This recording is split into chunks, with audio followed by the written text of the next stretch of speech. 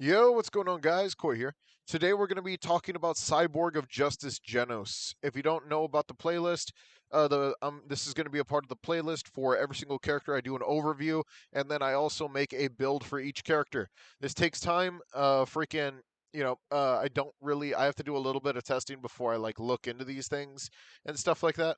But it is what it is. So, if you guys have any special requests for characters I have not done, just let me know down below. And for future requests of characters that I don't have yet, I will still be able to do that. I'll just have to get the information from somebody else. But that's fine. It's easy. That's the easy part. Making the build for these guys is not exactly the easy part. So I'll talk about why.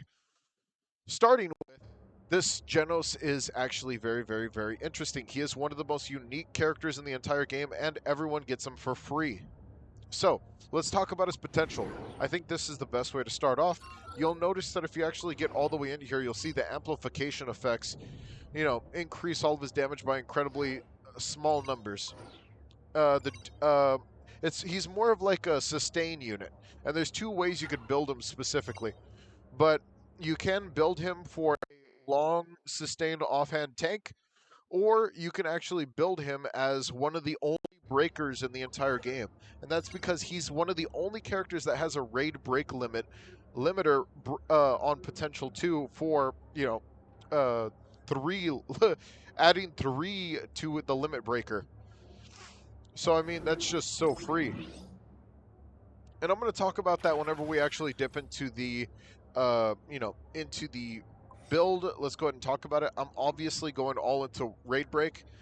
I'm going into acute insight for dodging. If you don't know what raid breaking is increasing composure reduction all the way for this specific character because he actually benefits from composure reduction builds, at least whenever he gets the potential to. Early game, you can build him into a completely different kit, and I would say actually to build attack sustain, such as if you were to build like Silverfang, but a crit version of that. If you don't know what that kind of looks like, I do have that build already up. So you could take a look at Silverfang's build and then build a crit version of that. Or if not, then I would also recommend maybe the Snek version of it. Because in the Snek video, I actually do make a full crit build for Glass Cannon Snek. But the only difference between Glass Cannon Snek and Genos is Genos has less survivability because he doesn't exactly have a dodge. He just has more of a speed kit that allows him to continuously bash the enemy. Now, hence why he does have a speed kit, and it is very hard for him to get out of combat or sometimes be stuck because he has only super armor and not iframes. Then that means that we have to build him accordingly, such as. Let's go ahead and talk about acute insight. Whenever he dodges, he increases the the dodge window, which is very very nice, especially if your robot's doing it. The master buff is nice. It just adds a lot more different cooldown reductions, which is very very nice. So the more you attack, the more stuff that you're going to be able to do, such as composure reduction. Next, I got full tenacity and full steadfast. Now this is weird because you would think, why are you building a tank build on Genos? Well, it's because Genos is here not to do damage. As you can see, damage is not the same as composure reduction. I am using him in this regard as a composure reduction character. Sorry, I'm a little sick right now. Now, I do have this. This is just more just for fun, but honestly, I don't really need that. Honestly, you could really replace that with whatever you want. You got a few extra slots until the raid breaker kicks in, so then you could change it accordingly. But we do need that HP. We do need that defense. Genos needs to be able to survive, and a 50% defense reduction is going to be very, very useful because Genos is going to be putting himself in a lot of danger no matter what. I also got composure reduction as the main stat, but on the substats, I'm putting HP and defense just to keep him alive as much as possible. If you think that he's not doing enough, you could probably exchange, I would say, defense and just exchange it for composure reduction 2 and just call it there. Because that really just depends on you. I think he might have enough survivability in the end game just to not really have to focus on defense and just have extra HP just in case.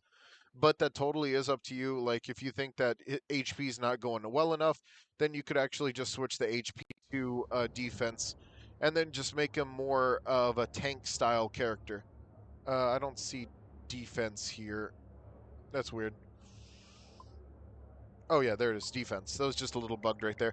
So that could be the case, but like I said, you can just like it. Let's say you got a raid breaker already, then we could just get rid of that. We could get rid of tenacity. We could get rid of steadfast. We could get rid of that, and we could go main stat attack, um, main stat attack, and then in this case, you would actually aim for more HP.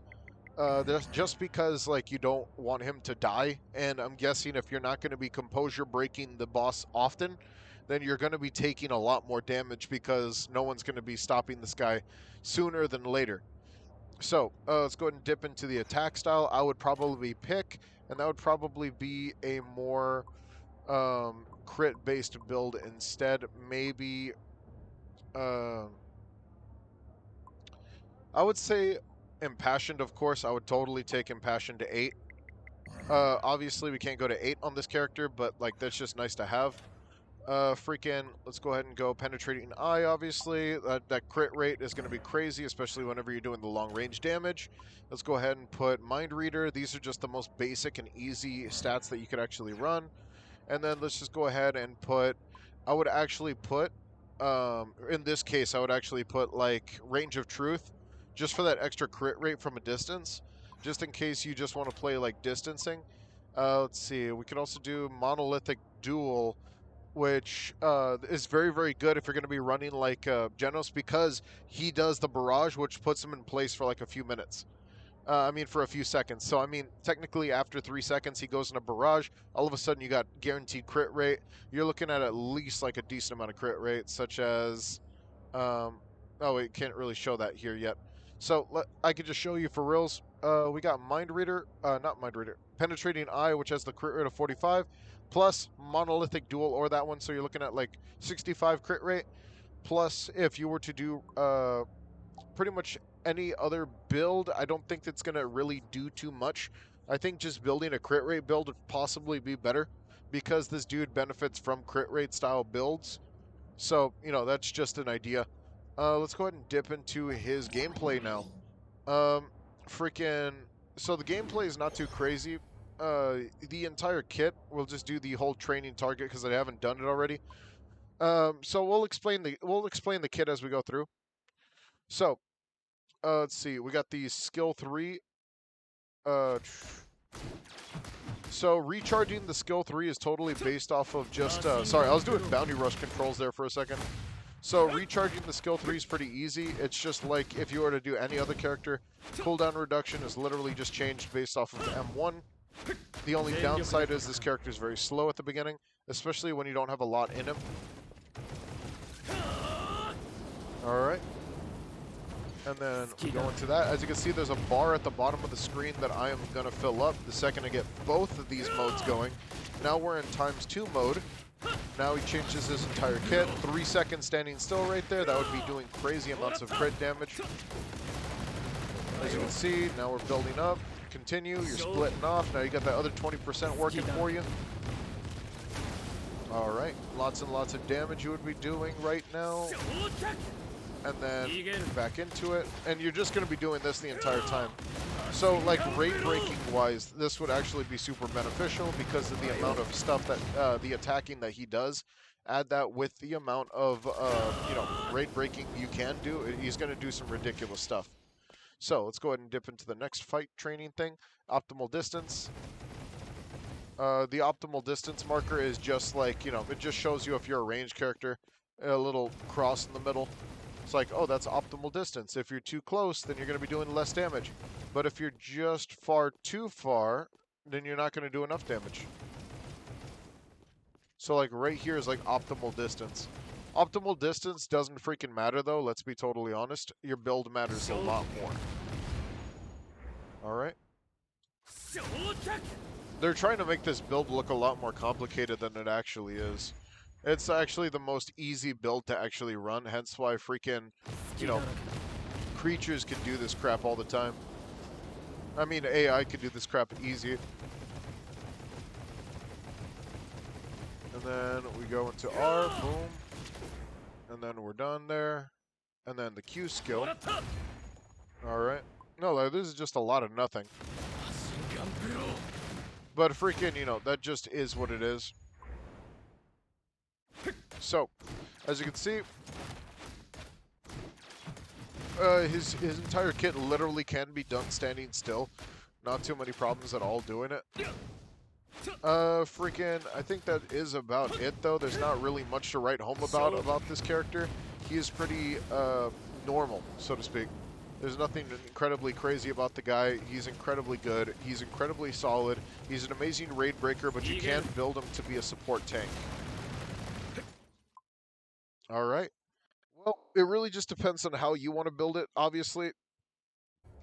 I would say if you are a new player, I would also take typing into consideration. Obviously, you want one character of each type in your party, so that's very, very important.